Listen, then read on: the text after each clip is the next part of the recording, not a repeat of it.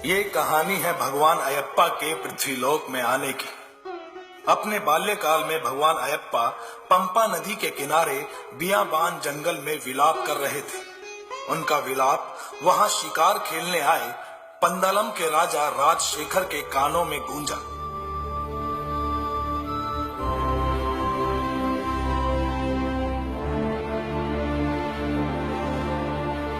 इस बच्चे के माता पिता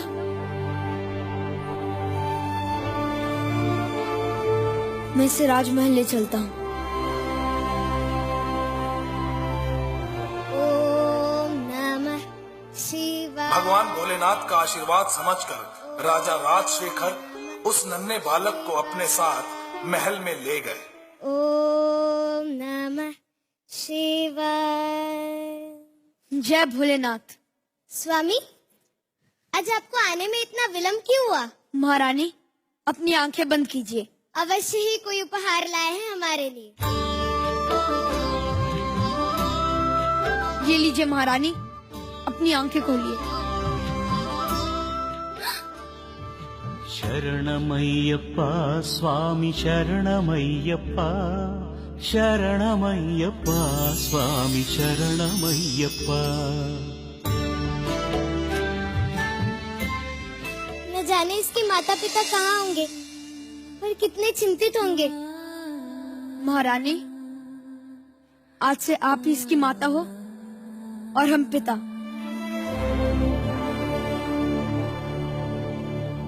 जय भोलेनाथ। जय भोलेनाथ। आज से इसका नाम होगा मणिकंदन। अति सुंदर।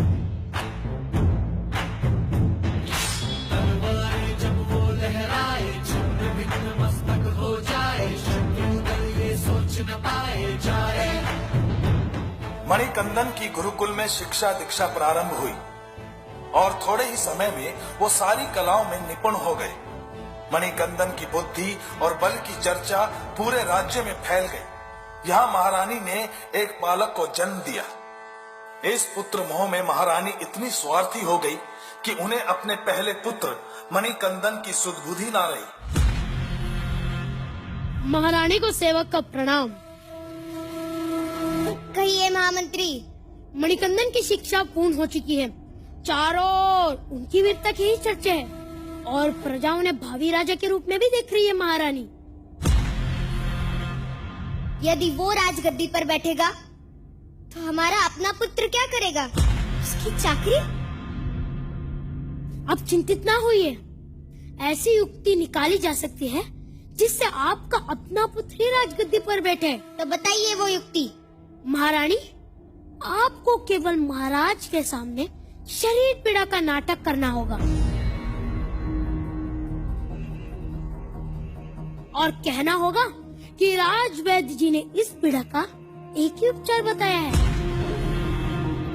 शेरनी का दूध।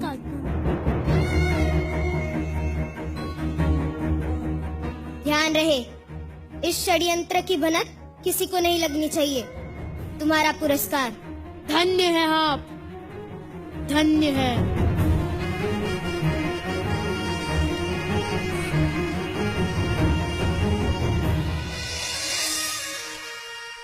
हे प्रभु, हमें क्षमा कर दीजिए महारानी कि हमारी किसी भी सैनिक में इतनी वीरता, इतनी योग्यता नहीं है।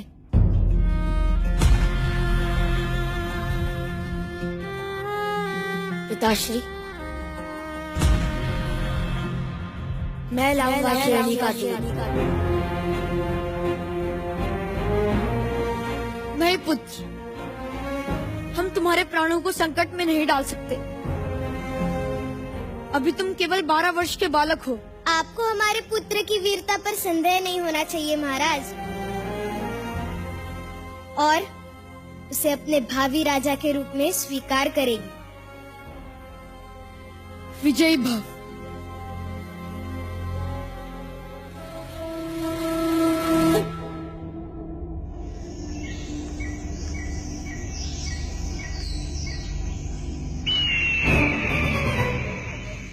हे बालक,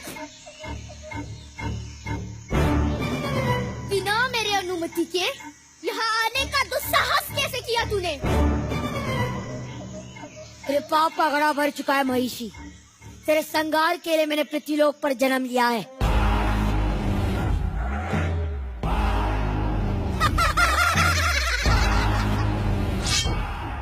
मैं महिषासुर की बहन महिषी हूँ। आज मेरे हाथों तेरे वध के बाद इस लोक में जन्म लेने से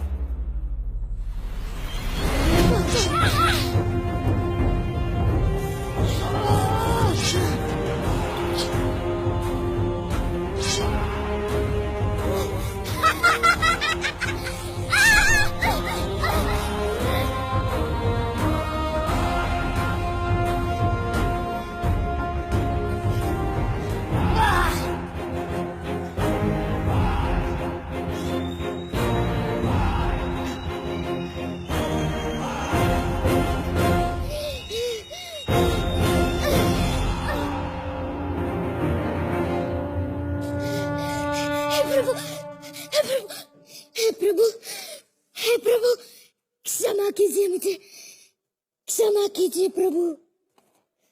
और महिषी के संघार से पूरे देवलोक में मणिकंदन की जय जयकार हुई। देवराज इंद्र और देवों ने बाघ का रूप धारण किया, जिस पर बैठ मणिकंदन ने अपने राज्य की ओर प्रस्थान किया।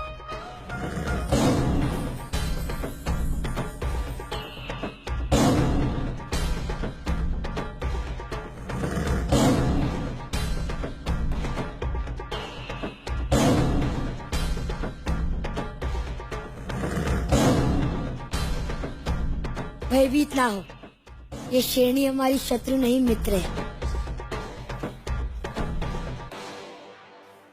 नहीं नहीं, आप कोई साधारण बालक नहीं हो सकते।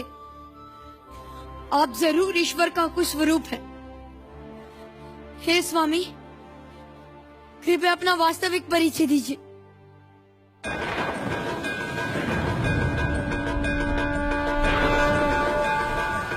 मैं भगवान शिव और मोहिनी का पुत्र स्वामी अयप्पा हूँ।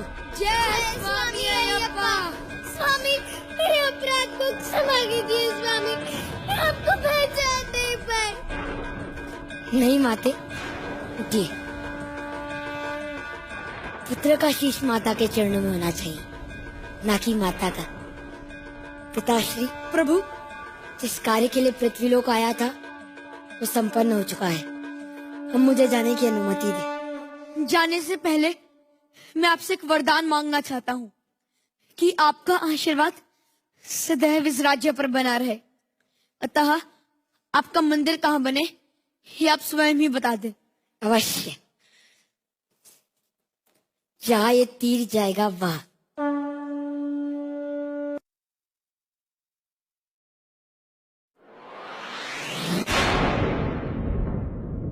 तीर जिस स्थान पे जाके गिरा उस जगह को आज हम शबरीमला के नाम से जानते हैं। कहा जाता है कि इस मंदिर में मणिकंदन यानी भगवान अयप्पा की मूर्ति का निर्माण स्वयं भगवान परशुराम ने किया था, जिसे देखने आज भी श्रद्धालु देश भर से यहाँ आते हैं।